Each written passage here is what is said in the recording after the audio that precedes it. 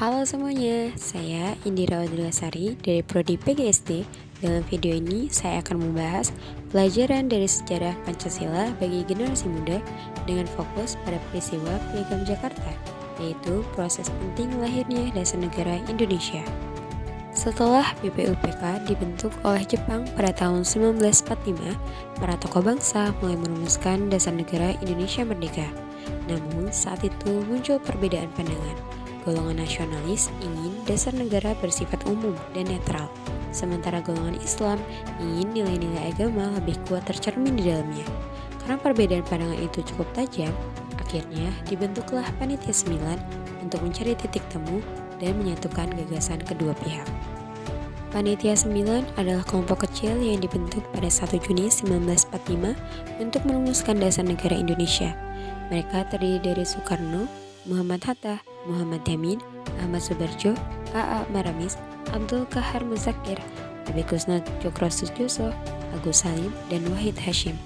Meskipun berasal dari latar belakang agama, budaya, dan ideologi yang berbeda, mereka mampu bekerja sama dengan semangat gotong royong dan menempatkan kepentingan bangsa di atas kepentingan pribadi atau golongan.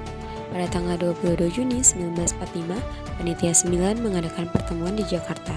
Hasilnya adalah sebuah dokumen bersejarah bernama Piagam Jakarta yang berisi 7 kalimat penting, termasuk rumusan dasar negara yang menjadi cikal bakal Pancasila.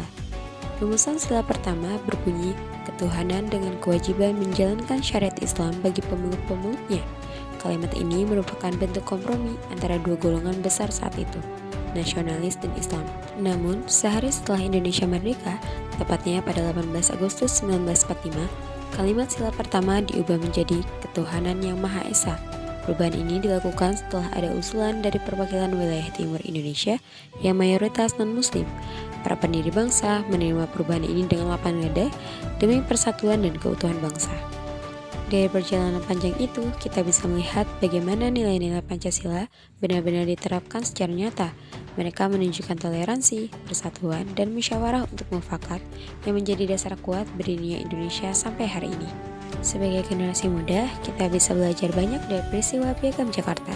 Di era modern ini, kita harus bisa menghargai perbedaan suku, agama, dan pendapat. Jangan biarkan media sosial atau perbedaan pandangan membuat kita terpecah.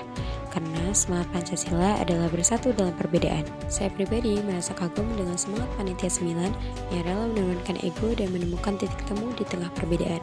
Dari mereka, saya belajar bahwa persatuan tidak lahir dari kesamaan, tapi dari kemauan untuk menghargai dan mengerti satu sama lain. Sekarang, tugas kita sebagai generasi muda adalah meneruskan semangat itu, menjaga toleransi, gotong royong, dan persaudaraan dalam kehidupan sehari-hari. Semoga kita semua bisa terus membawa semangat itu di dalam setiap langkah kita sebagai penerus bangsa.